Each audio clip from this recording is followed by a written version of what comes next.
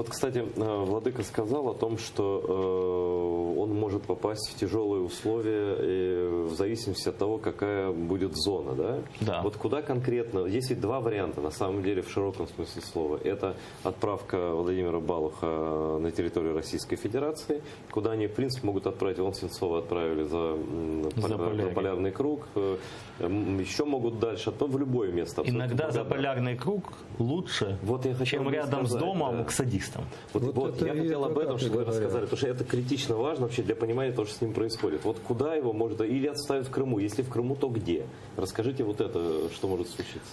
Ну, говорят про Керчь. Керченская колония страшная. Там колония общего режима, да? Да, общего режима. Да, Туда, там куда колония Володя общего определил. режима, но там вопрос, как относится персонал колонии, какой там внутренний режим, так сказать, и внутренние неформальные правила, какая там администрация, да. Какие понятия в зоне? Какие понятия в зоне?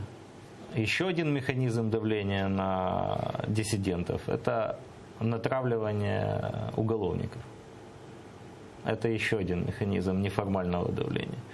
И поэтому вопрос, куда он попадет, ну, нужно действительно молиться, чтобы он попал в такое место, где ему не будет такого каких-то там страшных вещей, вот, такого кстати, дискомфорта, где будет более или менее порядочный начальник колонии, потому что, или персонал колонии, потому что даже такое случается.